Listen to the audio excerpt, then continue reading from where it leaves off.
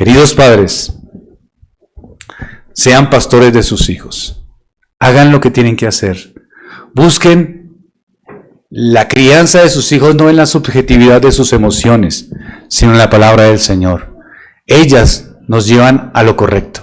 Jóvenes, ya vimos esta tarde todo lo que es el subjetivismo, todo lo que afecta en la sexualidad, en las emociones, en los cambios, en todo esto. Usted no tiene que vivir una experiencia igual. Acérquese al Señor, arrepiéntase de su pecado, pídele al Señor que le dé esperanza en su corazón, entregue su vida a Cristo, pídale perdón por sus pecados, descanse en la autoridad absoluta de Él, de Dios, y si lo hace, descansará. Ya no estará atrapado en esta batalla interna emocional, sino que descansará en la gloria del Señor. Bien. Terminamos acá, hermanos. Si hay alguno que tenga una pregunta que hacer, si todo quedó muy claro, tratamos de tocarlo todo. Dice que la crianza es importante en el adolescente y muchos de los padres pensamos, hay veces como ya está grandecito, entonces, ¿cuáles son los parámetros para criarlos en el Señor? Sí, básicamente como veíamos al final, los parámetros claros es guiar al adolescente a que pueda vivir una vida espiritual enfocada en Dios y no en nosotros mismos. Ese es un principio básico, ¿no? Porque cuando criamos a nuestros hijos centrados en nosotros mismos, es donde vienen las frustraciones del adolescente. ¿Qué quiere decir centrados en nosotros mismos? Que los parámetros de crianza es como yo vivo, como yo percibo la vida. Entonces, si usted me obedece, usted es un buen chico. Si usted hace lo que yo digo, usted es buen chico. Y no lo que dice Dios. Y ellos tienen que vernos en la condición correcta. Es decir, hay hijos que nunca han visto a sus padres, a su padre o a su mamá, por ejemplo, llorando, pidiendo perdón a Dios por sus pecados. Entonces eso da una impresión de que el absoluto y el que tiene toda la conciencia clara son mis padres. Pero nosotros no los llevamos hacia mí, sino que una crianza bíblica los lleva hacia ¿quién? Hacia Cristo, hacia la salvación, hacia Dios. Ese es el enfoque de una crianza correcta. Hay un video que vimos esta charla también, que es modelos de crianza. Si de pronto quieren verlo, está por YouTube, que vimos aquí también la charla, que se llama Modelos de Crianza. Ahí vimos los diferentes modelos y al final está el modelo bíblico, como que puede dar más claridad a la pregunta. Bien, hermanos, ¿alguna otra pregunta?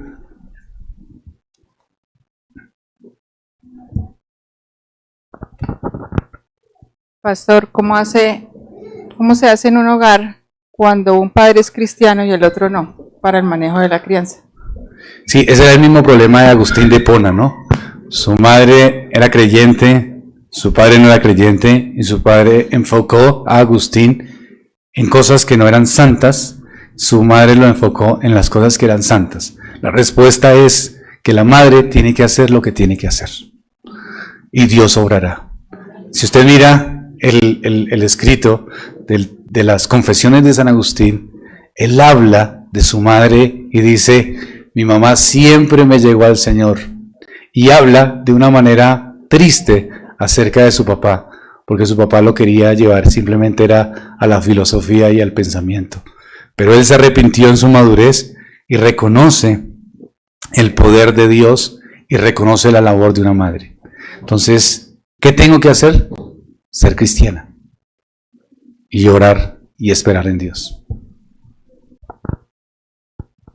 ¿Qué esperanza tiene un joven cuando ya está influenciado o muy influenciado? ¿Y qué esperanza tienen los padres en reacción o en hacer frente a un joven que ya está demasiado influenciado con todo este mundo actual? ¿Qué esperanza hay? Hay una situación en el adolescente que así como puede influenciarse para mal, se puede influenciar para bien, porque su mente está buscando ¿qué? ¿Qué vimos que estaba buscando hoy? Identidad, exacto, está buscando identidad. ¿Y en qué busca la identidad? en lo que le parece más correcto subjetivamente. Y si yo le doy objetividad a su identidad, puede acercarse y tiene toda la esperanza. Si un padre hace lo correcto, puede tener esperanza, este joven, si los padres hacen lo correcto, de restituir y de cambiar y de pensar las formas de la manera correcta. Todavía hay esperanza. De hecho, si su hijo tiene 20, 22, 23 años, puede, o sea, no es así, que uno ya está perdido, sino que uno empieza, el adolescente empieza a ver las cosas y decir, bueno, tal vez estoy revaluando más. ¿Cuántas veces usted, adolescente, cambió de pensamiento? Muchas, ¿cierto? Exacto. ¿Y por qué cambia de pensamiento? Según la influencia. En mi caso, por ejemplo, yo tengo que agradecer a personas que se pusieron Dios en mi camino y que me influenciaron correctamente. En el deporte, en la vida espiritual, me hicieron pensar correctamente. Y yo pude cambiar y decir, no, este es el camino. Creo que este es el camino correcto. Entonces siempre hay esperanza. No sé, pastor, si usted puede comentar un poco sobre, definitivamente el problema es el corazón, no solo de los adolescentes, sino de los padres también y pues de todo el mundo. Uno de los mensajes quizás más equivocados hoy día es que se le dice todos los días al ser humano que debe seguir su corazón, y ese es el mensaje de las canciones, de los youtubers, de todo el mundo, que es que debemos seguir nuestro corazón. Pero no seguir el corazón no es fácil. Entonces, ¿cuál es qué podría, o hacia dónde deberíamos dirigirnos cuando tenemos dudas de lo que nuestro corazón nos dice? ¿O cómo podemos preguntarnos si lo que nos dice nuestro corazón es lo correcto o no? Esa es una situación real de todos nosotros, no solo en el adolescente, ¿no? Como dice el hermano. ¿Cómo saber que mi corazón me está engañando? Hay cosas que son evidentes y que nosotros la tenemos como no evidentes. Un ejemplo de una situación evidente. Una jovencita se enamora de un muchacho no cristiano y esta muchacha es cristiana. Y me dice, ¿cuál será la voluntad de Dios? ¿Será que es evidente o no evidente? Es evidente. ¿Qué dice las Escrituras? No unáis en yugo desigual y menos con incrédulos. O sea, hay un principio evidente, claro en las Escrituras. Pero hay cosas que no son tan evidentes, que no son tan claras. Entonces tengo que pensarlas desde otras realidades. Una cosa no tan clara para un adolescente. ¿Qué estudiar? La Biblia me dice, ¿qué estudiar? Claramente y específicamente, usted estudia esto, usted estudia esto y usted estudia esto. No. Entonces, ¿cuál sería mi criterio para estudiar? Lo que me dicta el corazón. Quiero estudiar artes escénicas. Pues puede ser una buena carrera, pero no es tanto lo que dicte su corazón, sino ¿qué será lo que es bueno y que puedo? ¿Cuál es el principio de las Escrituras? Servir. Glorificar a Dios por medio de ¿qué? Servir. ¿Qué cosa puedo hacer en lo cual yo me siento identificado y puedo servir? Entonces, no el parámetro no es simplemente lo que diga el corazón, tampoco la Biblia me va a decir exactamente la carrera, pero sí hay un principio general dentro de las Escrituras que me puede orientar a elegir mi carrera. También hay otra cosa que Dios nos dio, que es sentido común. Sentido común. Esta semana hablaba con un muchacho que es, bueno, ya es un hombre de allá de Tabio, que es medio hippie, y me decía precisamente, yo estudié esto y esto, y ahí estoy endeudado con el ICETEX, no consigo un trabajo, me toca rebuscarme así. Y yo le decía, él no es un creyente, yo le decía, ¿sabe por qué es? Me dijo, ¿por qué? Porque la Biblia dice que el corazón es engañoso. Y usted siguió el engaño de su corazón. Pero la Biblia también nos presenta una lógica, porque nos da un corazón y un pensamiento que razona. Y también tenemos que razonar. Si no razonamos correctamente, pues obviamente no pensamos correctamente. Entonces, Hay cosas objetivas y claras en las Escrituras, pero también hay principios generales en las Escrituras. Y todo eso tenemos que buscarlo en Dios mismo para tomar decisiones. Como padres, por ejemplo, cuando yo tomo una decisión, yo he tenido que tomar decisiones con mis hijos. Ellos han tenido que, por ejemplo, por su deporte, han tenido que ir a otra ciudad y yo he tomado decisiones donde tengo que, les permitido dejar que estén fuera de mi compañía en un hotel, yo mirando desde la puerta, llorando, pero he tenido que dejar. ¿Por qué? Porque tienen que vivir su propia ¿qué? Experiencia.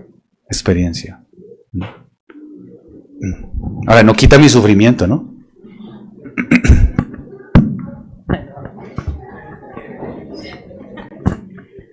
Bueno, con respecto a los hijos, cuando un niño o una niña del mismo sexo se acerca y quieren acercarse a ser amigos de ellos, pero con otra intención, nosotros como padres, ¿qué debemos o cómo debemos reaccionar a ello?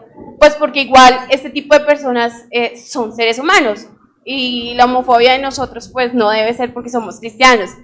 Ellos son pecadores, pero pues también, ¿qué acciones podríamos nosotros como papás realizar o qué debemos hacer con respecto a nuestros hijos y un amigo así?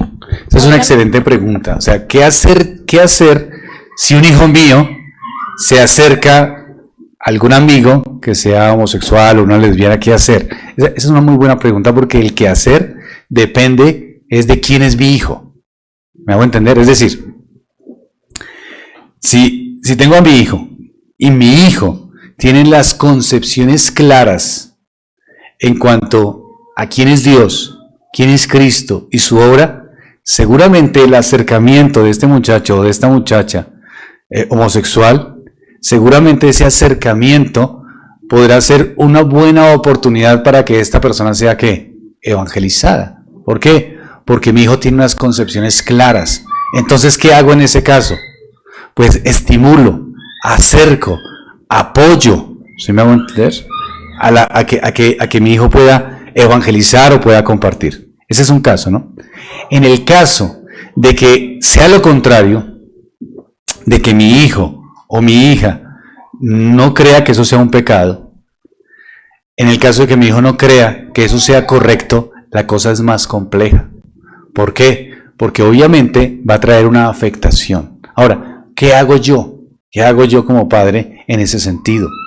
Si veo que se acerca este muchacho o esta muchacha y mi hijo se siente identificado con la forma de pensar o no ve como un pecado, entonces, si yo tomo la actitud de decir, no te hablas más con él y te alejas, y mi hijo ya está muy grande, de pronto no es la actitud más sabia. Si mi hijo está pequeño y puedo manejar eso, lo haría. Yo en el colegio lo aconsejé a padres que alejaran de muchachos que podían llevarlos o guiarlos de una manera homosexual porque eran pequeños. ¿Se me va a entender? Eran chicos pequeños. Cuando ya son más grandes es muy difícil de hacerlo de la misma manera. ¿Qué hace uno como padre entonces? Como padre trato de acercar al muchacho y guiarlo al Señor y estar presente en esa relación de amistad, ¿no? Estamos hablando de alguien que quiere ser amigo. Entonces, quiere ser amigo y mi hijo tiene dudas, entonces voy a tratar de ser presente en esa amistad. De tal manera que el muchacho o se convierta o que vea las cosas del Señor o que sea una oportunidad de evangelizarlo o que el muchacho encuentre repulsión y no quiera tener más esa compañía, ¿sí? Pero sí es necesario no tener unos parámetros como de cerrar la puerta y simplemente ya alejarlo cuando el muchacho ya es muy grande, porque sería muy complicado hacerlo. No hay forma, ¿sí me hago entender? No hay forma, y menos hoy en día con las redes sociales. Cuando estamos hablando de una amistad, ¿no? De alguien que se hace un acercamiento, que creo que es una cosa muy común hoy en día. Creo que la mayoría de nuestros hijos en sus espacios pueden tener a alguien que tenga problemas con el homosexualismo, ya sean compañeros de estudio, compañeros de trabajo, creo que no es algo tan extraño, sino que es algo común y se tiene que manejar de una manera sabia, y los padres deben estar muy presentes en esa amistad o en ese acercamiento, que a veces es imposible no tenerlo. Por ejemplo, un niño que tenga una tendencia homosexual, que sea amigo de otro niño en el salón de clases, o sea, ¿cómo se puede evitar eso? O sea, no se evita, no, es imposible. Entonces, ser pugnitivo lo que puede generar es una controversia y llevar a una situación más dañina que un beneficio. Entonces, lo mejor es que llamar y estar presente y compartir el evangelio a este joven. Eso es lo mejor.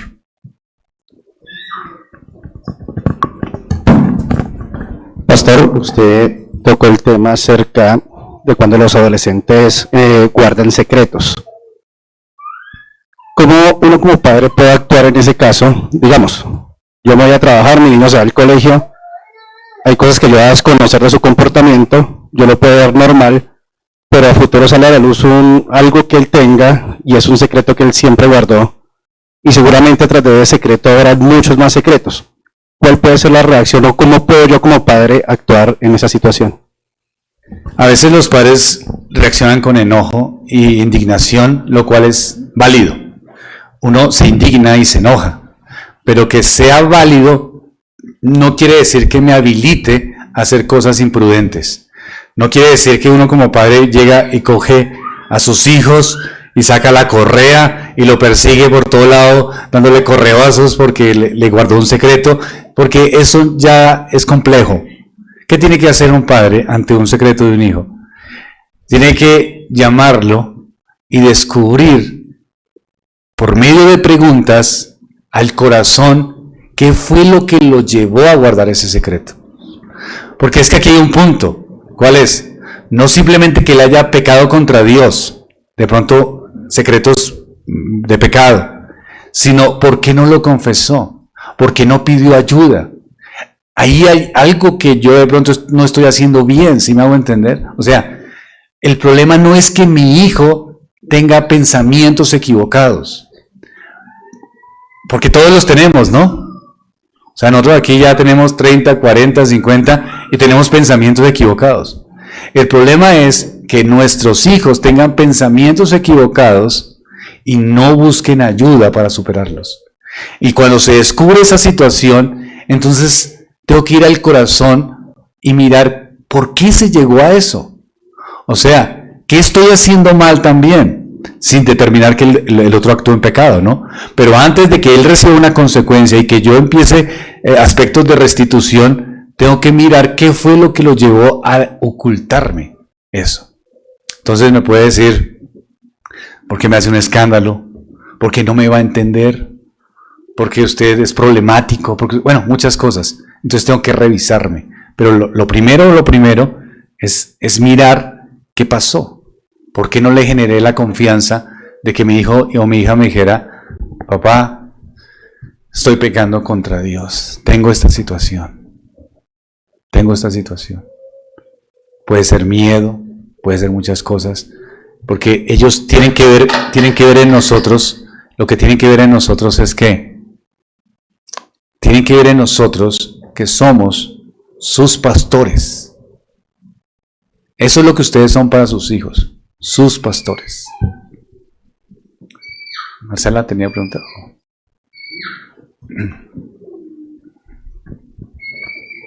Sé que ya lo mencionó cuando estaba en la parte o cuando puso el ejemplo de la muchacha que tenía esta amistad y que su papá le tomó el celular. Bueno, sin embargo, quisiera tener un poco más de claridad. Siempre he pensado que el adolescente está, si bien pues bíblicamente pues no está como el adolescente, pero sí está en esa edad en que pues claramente no tiene 5 años, o sea ya está grande, pero no tiene 20, o sea está pequeño, entonces está como en ese... pero cómo orientar para dar estas orientaciones en aspectos puntuales de las libertades y las concesiones y cuando se negocia con un adolescente que no es igual y de hecho no se hace negociación con un niño pequeño, por ejemplo. Digamos que las libertades y los límites van relacionados a dos cosas. La los principios absolutos de Dios, 1, y 2, el razonamiento correcto. Hay cosas que no son correctas delante de Dios y hay cosas que no son correctas racionalmente. Por ejemplo, que yo exponga a mis hijos a que salga a bailar a la 1 de la mañana, 2 de la mañana, pues eso es contra Dios y contra el razonamiento, ¿verdad? Ahí hay un límite, ¿no? Si mis hijos me dicen ya no quiero ir a culto, pues hay un límite, hay una cosa contra Dios, clara y evidentemente.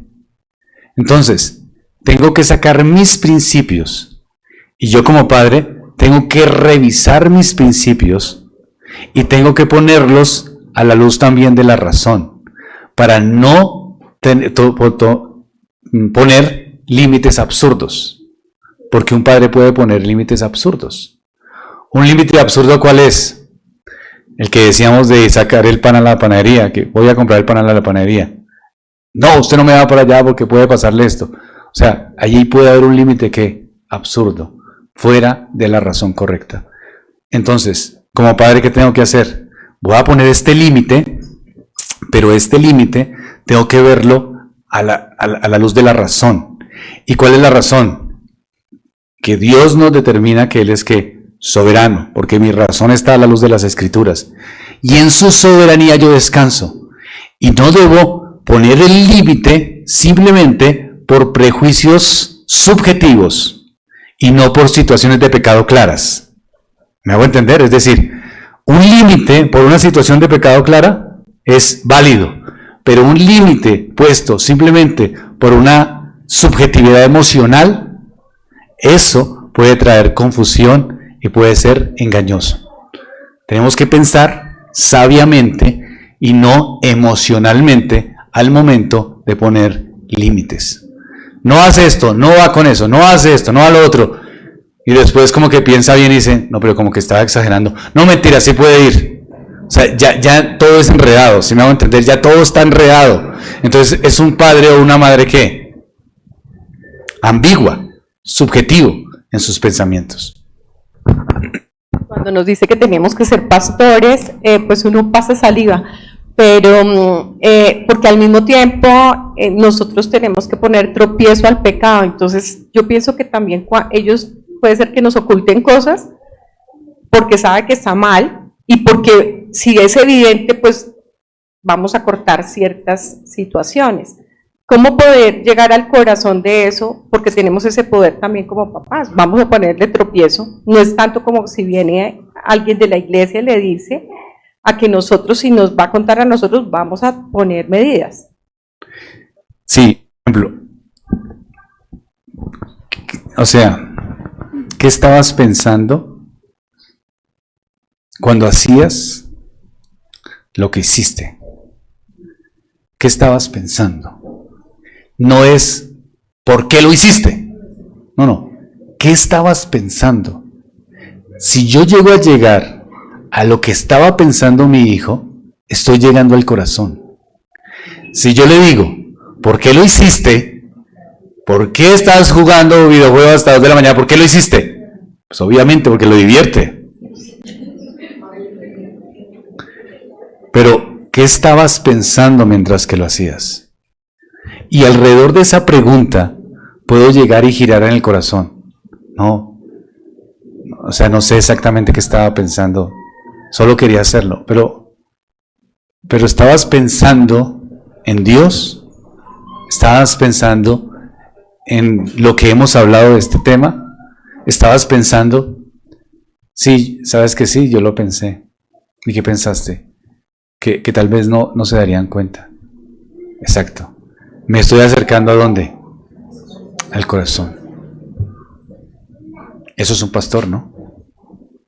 Exacto. Preguntas, pero no basadas en lo elemental, sino basadas en lo que lo que sintió cuando pecó contra Dios. Eso es llegar al corazón. ¿Qué estabas sintiendo cuando estabas pecando contra Dios? Porque si yo le digo, ¿por qué hace esto? Pues es evidente.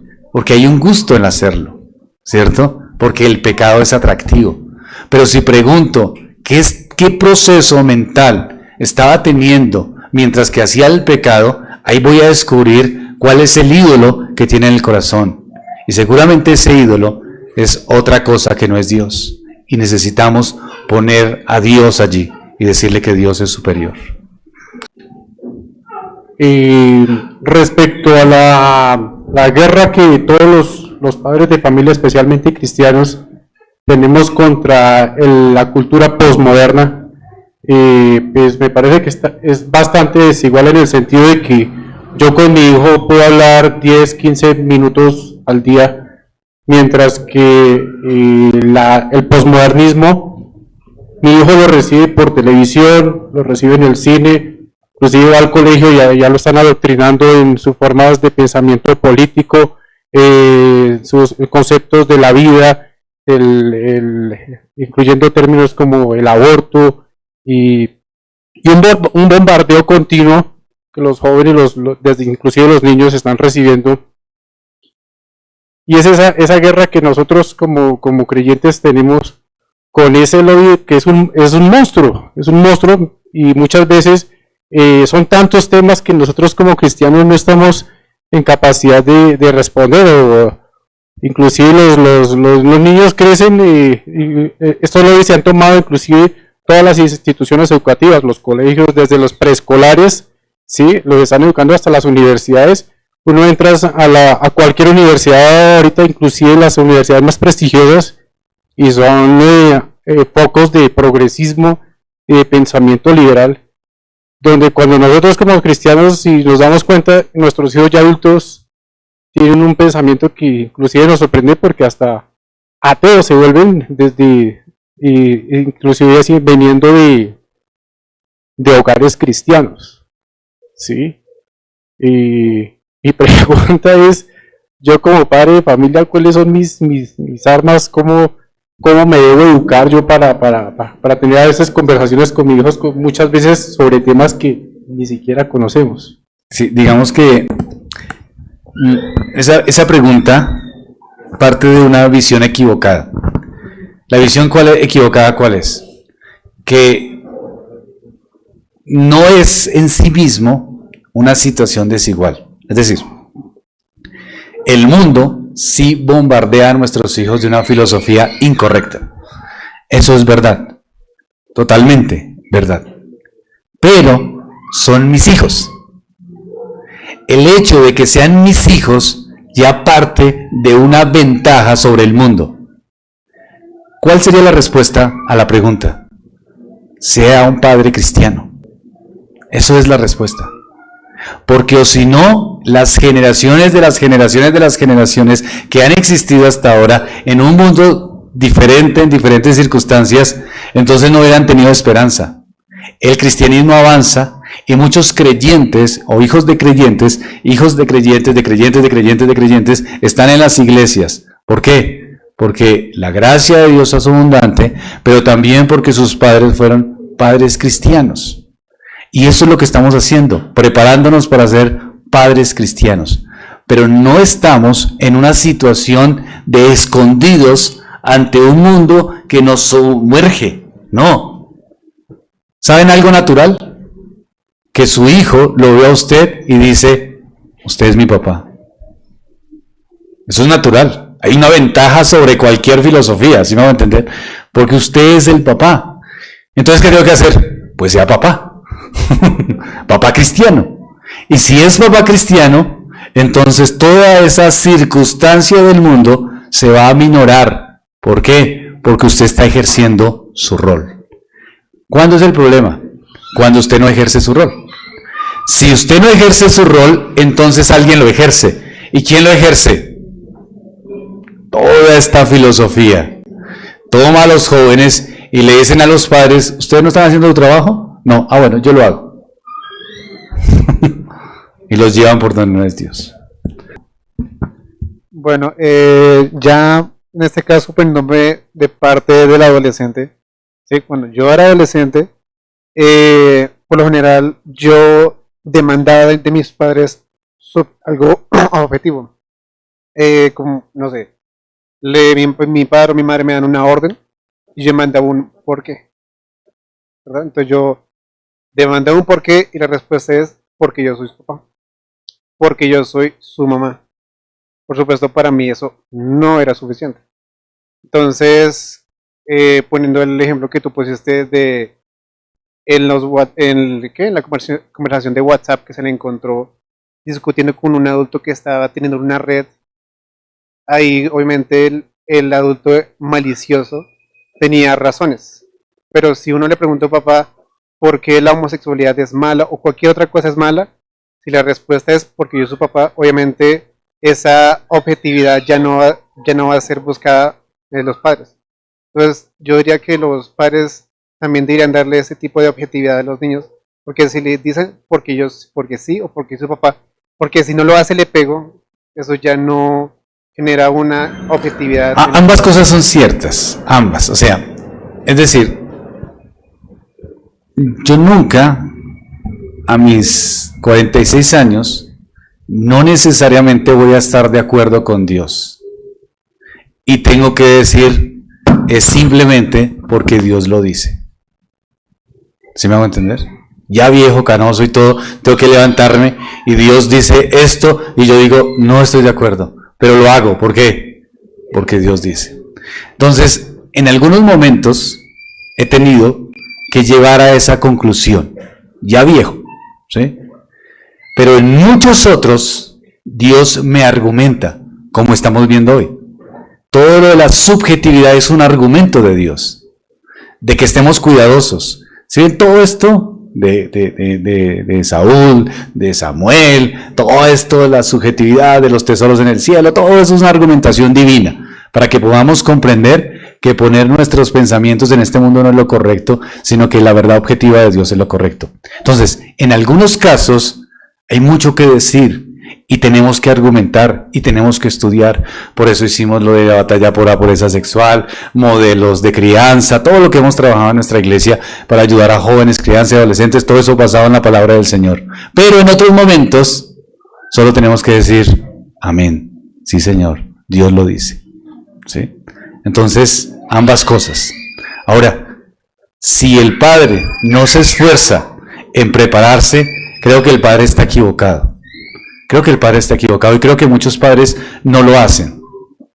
No se esfuerzan en tener argumentos sólidos para sus hijos. Y creo que eso están mal. Y están mal como creyentes además, como evangélicos. Porque el creyente tiene que ser cercano a las escrituras, cercano a lo que es correcto. Y si un padre no responde por simplemente desconocimiento, porque es negligente en el estudio de Dios y de las escrituras, creo que falla. Pastor, una pregunta. Tú nos hablabas que los padres deben llegarle al corazón a los hijos, ¿sí? Los adolescentes se caracterizan por ser rebeldes. Y una forma de reprenderlos es eso, ganarse el corazón. Pero hay otras formas de reprensión. ¿La vara para un joven aplica o no aplica? Ganarse el corazón no es... No es ganarme el corazón en la disciplina en relación a cosas diferentes, ¿no? Cuando hablamos de ganarnos el corazón, va incluida la disciplina, ¿sí? Es decir, alguna vez me llamó una señora, me pidió consejo, no de nuestra iglesia, de otra congregación, y me dijo, mi hija está teniendo problemas serios en su vida emocional, en su vida sexual, se la pasa en internet, se enloquece si le quitan el celular, está absolutamente rebelde contra mí y contra lo que es correcto. Y yo le pregunté, ¿cómo es el tiempo con tu hija? No, la verdad es que yo trabajo mucho, casi no tengo tiempo con ella. El padre, ella no tiene papá. ¿Cómo vives el día a día? Me contó el día a día. ¿Qué situaciones le dejas? ¿Qué situaciones no le dejas? Me contó. Y la conclusión era que la mamá había sido una mamá descuidada. ¿Cuál es el consejo? Ve a donde tu hija y pídele perdón. Pídele perdón. Ahí tiene que ganarse el corazón. Hija, tu rebeldía es consecuencia también de mi negligencia. Te pido perdón. perdóname, hija. Esto y esto, perdóname por esto. Ahora quiero restituirme. Y por eso, entonces, la disciplina es esta. Esta y esta. No vas a tener el celular, no vas a hacer esto. Entonces, me gano el corazón pidiendo perdón porque pequé contra ella, porque también fallé, pero me restituyo. ¿En qué? En poner disciplina. Ganarse el corazón no es antagónico a la disciplina. Ganarse el corazón es parte de la disciplina. Pero cuando ya disciplino con el corazón ganado, ¿qué va a decir mi hijo? Mi papá me ama. Lo hace porque me ama. Pero cuando disciplino con resentimiento, ¿qué dice mi hijo? Se resiente. Mi papá me está disciplinando porque simplemente le llevo la contraria, no porque me ama. No se preocupa por mí, no me dedica tiempo, está enfocado en otras cosas y simplemente saca la correa detrás mío a disciplinarme. Está en contra de lo que es correcto. Y a veces hay padres que disciplinan de esa manera. Disciplinan de una manera incorrecta, solo por la obediencia en sí misma y sin ganarse el corazón de sus hijos. La disciplina bien, pero con el corazón también, ¿no? Ganándolo, no con el resentimiento. Listo, hermanos, oremos al Señor ahora sí. Padre de los cielos, gracias. Has sido bondadoso, Señor, en este tiempo. Gracias porque nos permites tener este tiempo de compañerismo. Te pido, Dios, que ayudes a los jóvenes que vinieron, Señor, que escucharon esta conferencia para identificarse en a sí mismos, para ver este mundo y lo que ofrece, y sean guardados. Oramos para que sean guardados, Señor, del pecado y de la maldad. Y pido por los padres para que hagan el trabajo correcto, para que sean fortalecidos, Señor, en el Espíritu y guiados en la verdad. Que tú les consueles y los atraigas a la gracia. En el nombre de Cristo.